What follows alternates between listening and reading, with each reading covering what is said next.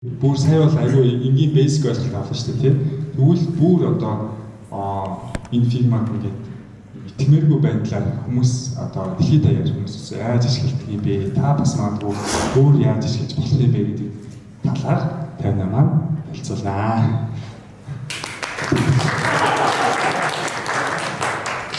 За бүгдээрээ сайн байцгаана уу? За асуулт хэлцүүлсэн тийм. За би өнөөдрийн сэдвээр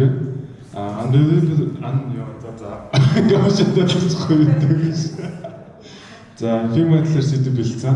Тэгээ өөрөө бэлдэж байгаа хэвчтэй хүртэл ингээ итгэмээргүй зүйлүүд амар холж харсан. За тэгээ нэг юмнаас амар хайж байгаа. Би нөө мим болчихгүй. Гараа яжсэн гинт ингээ мим болчихсон сууж тэрнээс л хайж байна.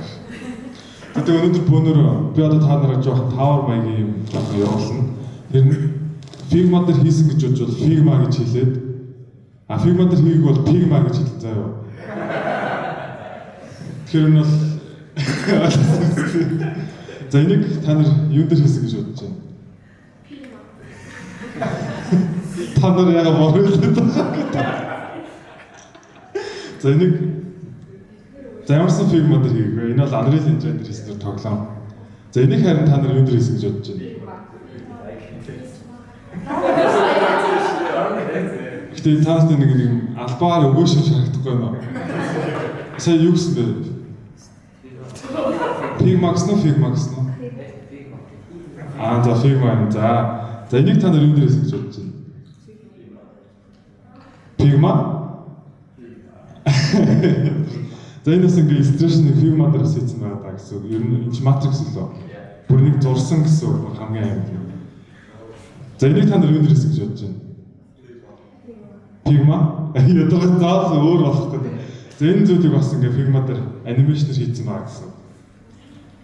За энэ зүйлийг бас Figma дээр хийсэн.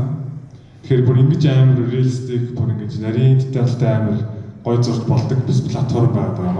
Түүл платформ. За энийг та нар юу гэж бодож байна? Figma яа тэ. За энэ болохоор бүр тоглоом хамгийн амар ингээд найзтайгаа хамт порттой зэрэг тоглож явах та. Ингээ X огцод болж байгаа. Тэгэхээр тоглоом бас хийж болоод нэг гэсэн Figma дээр маань. За тэгэхээр одоо бүр илүү сонирхолтой Figma дээр бүр өөртөө өмнө харж ирсэн л ахалтай гэхдээ би автоматикээр дараалах. За энэ зүйл болохоор илүү саяныхуудыг бодвол илүү дэвшилтэд зүйлүүд гэсэн. Энэ үнэхээр яг та нар Figma дээр хийсэн гэж бодож байна бодохгүй юу? За. За энэ араа ингээ тоглоом хараа. Энэ араа ингээ тоглоом.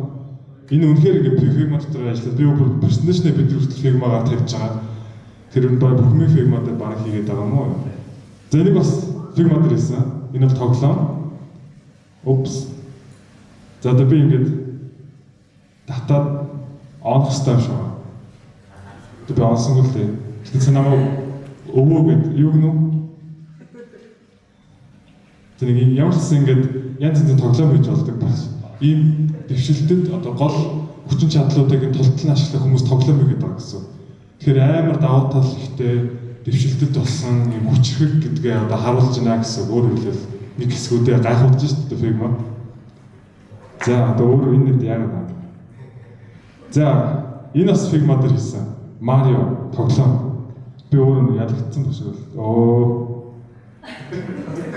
Нөө тоглож үзэж байгаа ялагдсан чинь. За энэ дахиад эхлэх юм шиг байна. За ингэ өсөрч та нар харж байгаа. Яг тоглоом ингэ хийцэн те Figma дээр. Тэгээ яаж ч өсрээд байгаа. За тэгээд энэ бүр хамгийн амар сонирхолтой. Энэ бүр ингэ бичлэг анимашн хийсэн байгаа гэсэн. Энэ жоо гацаад шүү дээ. Гэхдээ Figma дээр бүр ингэж хийж болж байгаа гэсэн.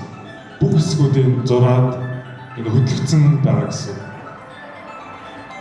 Аян жоо дроп явах гэдэг.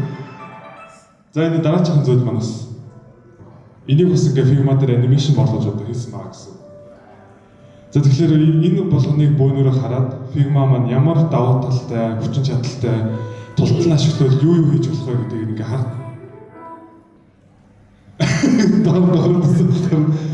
Тэр Figma маань ийм амар давуу талтай болсон болохоор ингээд ерөөхдөө ялчгүй бүр ингэ итгэмээргүй амар давуу талтай байгаа гэдэг бүгд бөөнөрөө харлаа.